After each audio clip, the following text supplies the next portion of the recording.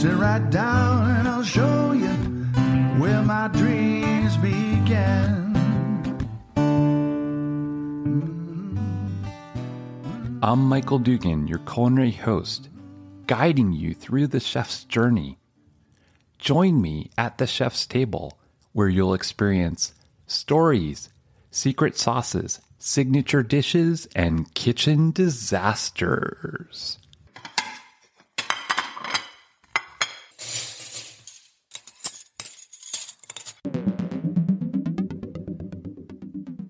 In part 2, we continue along Andy LoRusso's journey and discover how he shaped his career, combining his love of cooking and singing, poured his heart and soul into creating a career as the singing chef. He shares stories about meeting Emeril Lagasse, Julia Child, and staying at the Isle of Wight Festival. Pull up a virtual seat at our chef's table as we connect with celebrity chef Andy LoRusso. As we move on, did you study to become a singer? Did you study to become a cook? Did you go to school? Did you do anything unique? Well, regarding my singing, when I decided to put the cookbook together with the audio tape, which came out in 1991, I was still singing nightclub gigs or small bars and restaurants with a trio. Okay. And I was still singing standards, like Misty and different things like that. But I wanted to sing, I wanted to learn some of the arias that I wanted to put on the audio tape that came with my cookbook, because I wanted the people to sing while they were cooking. Again, this was a miracle that happened. I was getting a chiropractic adjustment up in Ojai, where I was living at the time, Ojai, California, which is north of Santa Barbara, inland in the mountains where the orange groves are and the beautiful smell of fresh lemon trees and things like that up in the hills. At the chiropractic adjustment, the chiropractor, very nice lady, she was very, very successful, well-known chiropractor, asked me what I was doing and what I wanted to achieve and so on and so forth. And I told her I was putting a cookbook together and I was putting some music together, and I had the arranger pretty much thought of. And she said, well, there's a lady in the next room that is getting a massage. Her name is Wendy, and she's studying with this famous opera coach. Maybe you should talk with her after you're finished. So I did. I ended up talking with this lady. Her name was Wendy, and told her that I was putting in a CD audio tape together. I had these songs in mind, and I wanted to get a vocal coach. And she says, well, I'm studying with one of the top vocal coaches. So she's 88 years young. Oh, my gosh. She was with the Metropolitan Opera. She knew Enrico Caruso, her family did, and she traveled with Mario Lanza and Doris Duke of the tobacco fame. And she's only takes a few amount of students. And I said to her, when can I see her? She says, well, I'll have to ask her. I said, what's her name? She said, Giovanni D'Onofrio. And she lived in Ventura, which was about a half hour down south of where I was in Ojai. So she called me back the next day. She says, Giovanna will love to see you, love to meet you. Bring a couple songs that you can demo, sing for her. So I drove down to Ventura, California, opened the door, and there was this beautifully dressed 88-year young, I would say, very filled with life, pearls, earrings, hair was very nicely done with nail polish, and sitting at the piano. She said, come on in, Andrew, and I said, oh my God, Giovanna, I'm so happy to see you. I'm so excited. She says, Andrew, let me tell you one thing. She says, first of all, excitement and Italian are one word.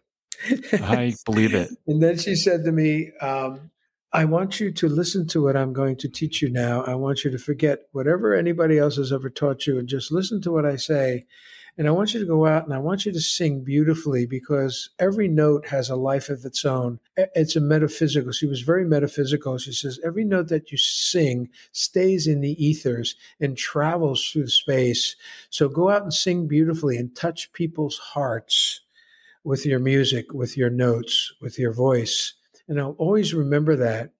So that's where she had helped me developed my bel canto skills, or my breathing, so to speak. Taught me about different parts of the body, the cheeks, the cheekbones, the muscles of the face, the back, Oh, yeah. the chest, the whole thing.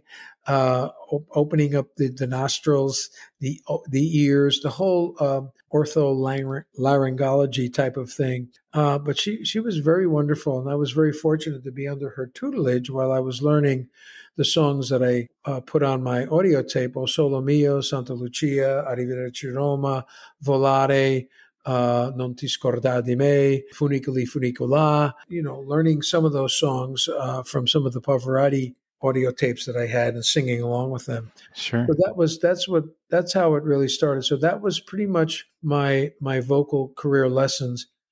Regarding my cooking, it was always around grandma, always around my dad, always around my mom. I took a couple classes, very, very small. My daughter was the one, my daughter Betty, who was given up for adoption. And I found her after 30 years of being apart. She went to the Culinary Institute of America. And when I found her, it was a real unbelievable joy to know that she was also a chef and working as a chef in Pinions in Aspen, Colorado, when I met her. So she's very, very much trained classically in the cooking. However, for me, it's sort of like a Rachel Ray, trained in, local classes, possibly, of course, grandma's apron strings, and just learning from my aunts, so on and so forth. And then traveling, working with other chefs and in some kitchens, like in Istanbul or maybe in Italy, Canada, especially when I did some shows in Canada, working with some of the chefs there and learning some of their techniques and skills. That was really wonderful. That is really amazing that you got to travel around the world. And I know you met some amazing chefs. Can you share a little bit about that? Well, basically, I met Emeril before the Food Network really blew up his career.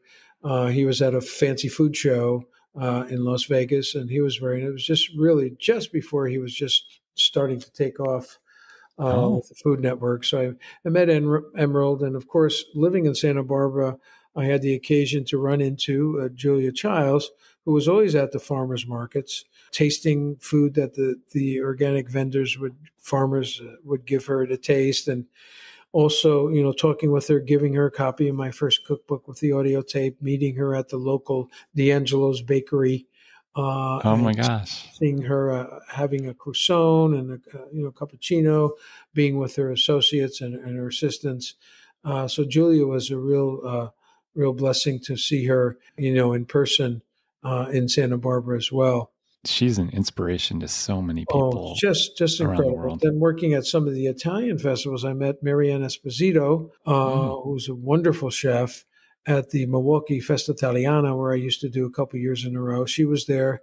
And another gentleman, very famous Italian chef from Italy, Massimo Vertura, I think his last name was. Oh, yes. You met him. Wow. Yeah, amazing man. Okay. And he did this.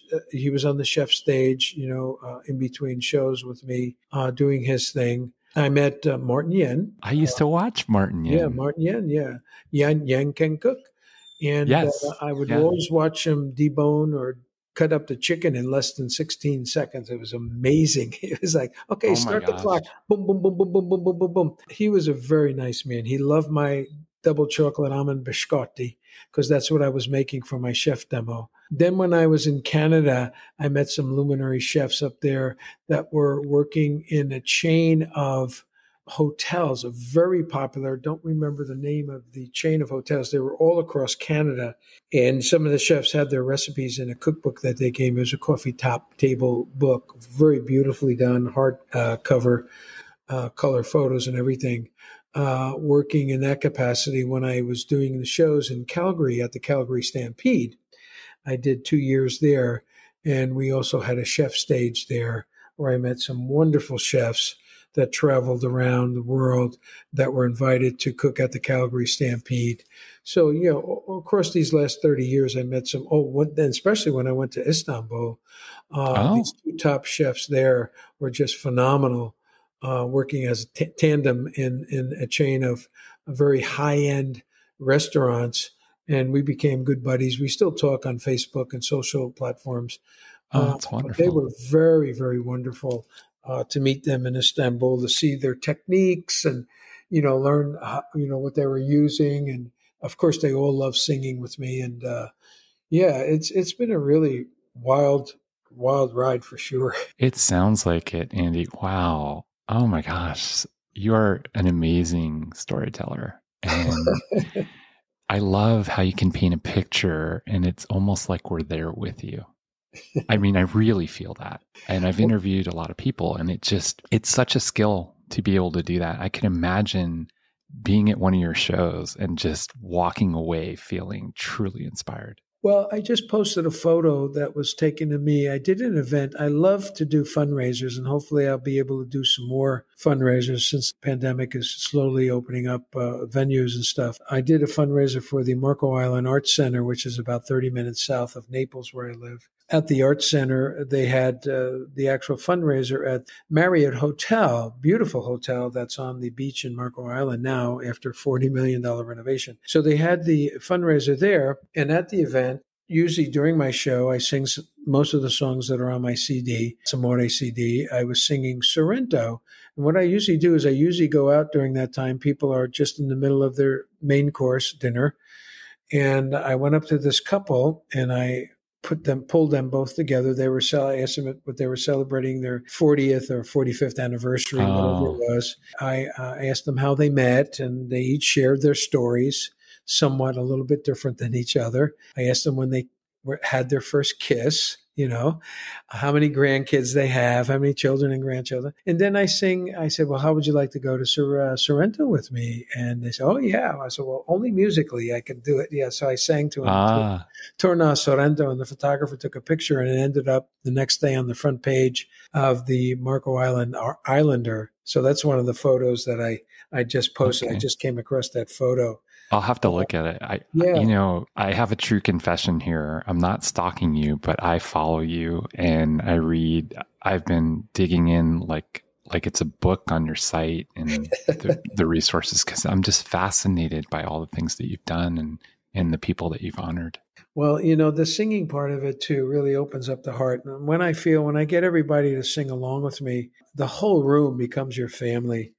I mean, the words are usually during my big shows or fundraisers, they're up on the screen with beautiful images of Italy. So there's like a crawl on either top or the bottom of the screen. Usually it's on the top of the screen, a crawl, which is a moving line of words, and they sing along with me. Of course, they're eating the recipes. They're eating the menus from my cookbooks.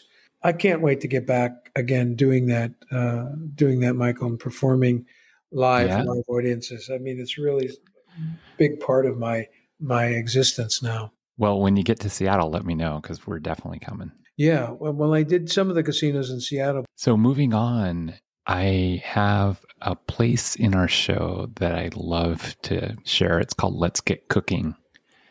In your travels, you've been all over the world. Is there any special place that you've been that you had amazing meals that you could share? I would say what comes to mind real quickly was when I was in Istanbul.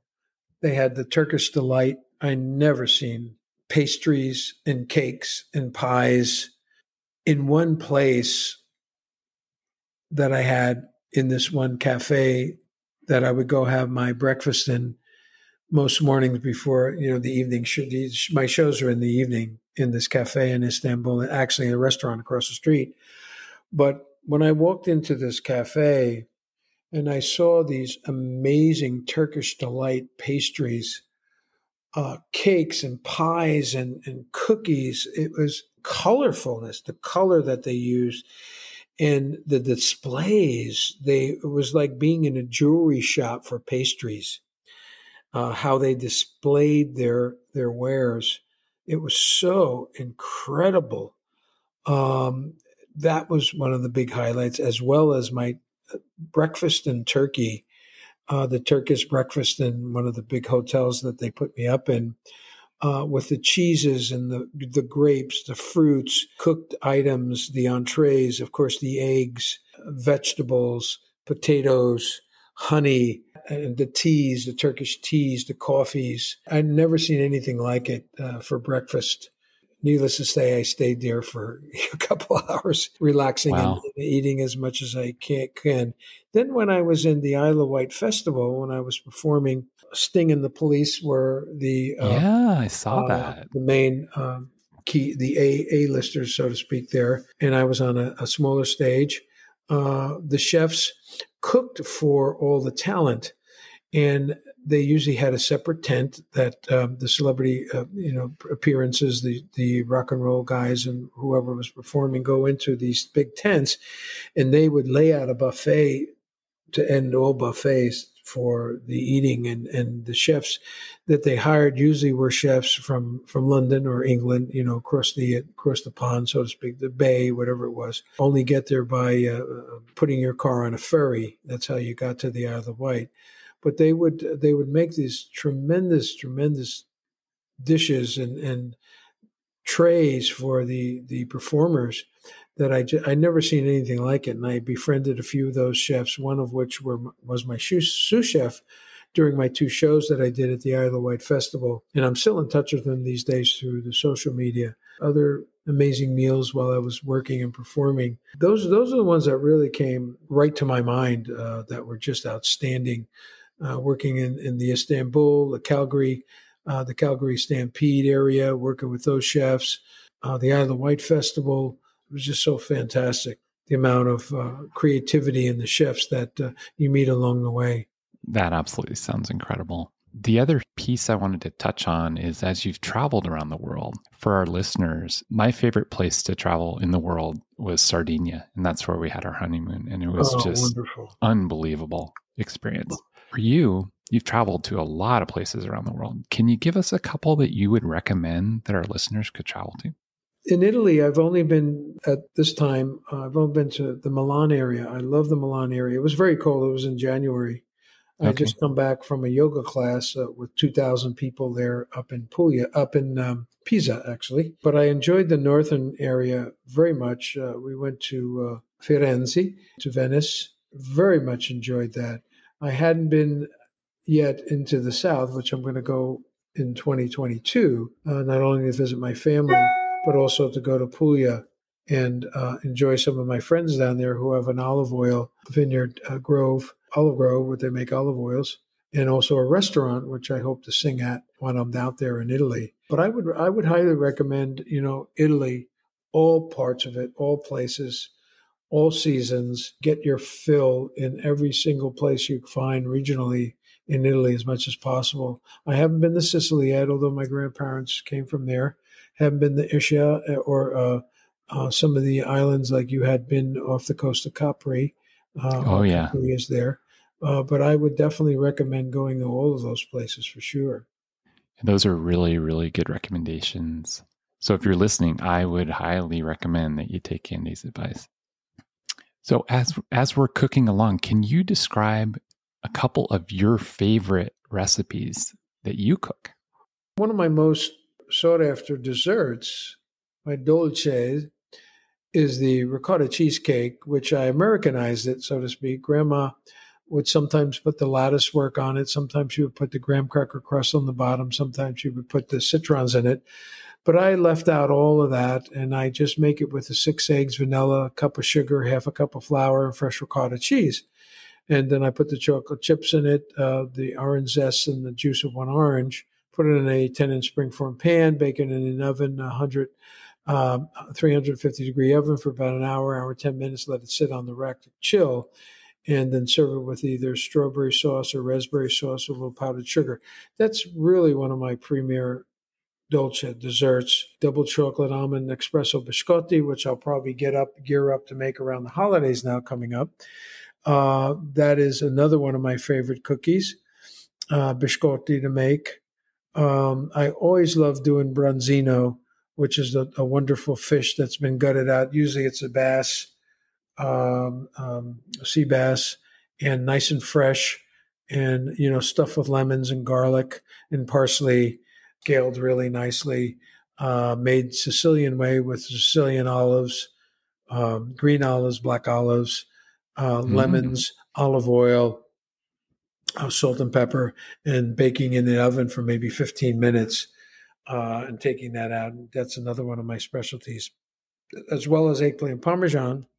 Oh, yeah. And all of these recipes can be found on singingchef.com, my website for sure. As we wrap up this show, do you have any special message for us? And how can we support you and the community at large? Well, I think at this point in my life, at this point in my career, and now that I have my sauces out on my website, and hopefully to be in local stores all over the country, I'm working on that. The fact of the matter is, a sale of the portion of the sales go to the Estonia Medical Research Foundation in Chicago to help find a cure. So I guess it's telling people more about having people experience my sauces, ordering them, enjoying them, sharing with their people, creating a community around the cooking experience, using my sauces and the recipes, some of which are on my website, because every jar, every case, every 3-pack, 6-pack, 12-pack that's sold, there will be a portion going to help find a cure for this disease that's been around a long time called dystonia. At this point in my career, I would encourage people to share with other people the possibility, especially around the holidays, whether it's February that's coming up for Valentine's Day, whatever it might be, to give a gift, which keeps on giving, in terms of getting those sauces and really enjoying them at the same time, being able to give back and hopefully find a cure. And on your site too, you have so many recipes that you can use those sauces with. Yes, there are suggested recipes for sure. If one is stuck, they can just go to singingchef.com and they can enjoy right out of the jar, fresh, home cooked flavor with no MSG and all natural ingredients, and just very flavorful tastes of my pasta sauces for sure. And singingchef.com is a really great website. There's so many stories there. There's recipes. There's all kinds of information that will entertain and educate you.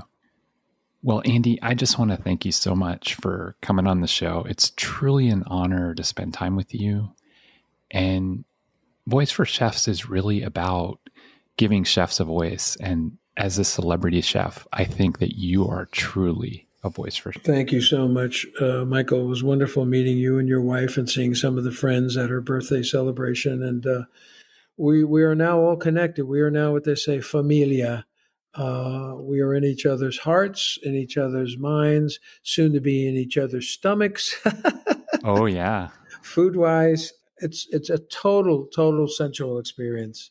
I have to agree with you. And I do want to say thank you so much for coming to my wife's Carrie's surprise party, and you led us in song, and she's still singing That's Amore every day. With a lot of expression, I might add. It was wonderful meeting you and your wife and seeing some of the friends at her birthday celebration. And we are now all connected. We are now what they say, familia. We are in each other's hearts, in each other's minds, soon to be in each other's stomachs. Oh, yeah. Food-wise, it's a total sensual experience. Thanks for joining us today. Follow us on Facebook. Find our website in the show notes. Subscribe on Spotify, iHeartRadio, or wherever you listen. Leave a comment with 5 stars, and stay tuned for the next episode of Voice for Chefs.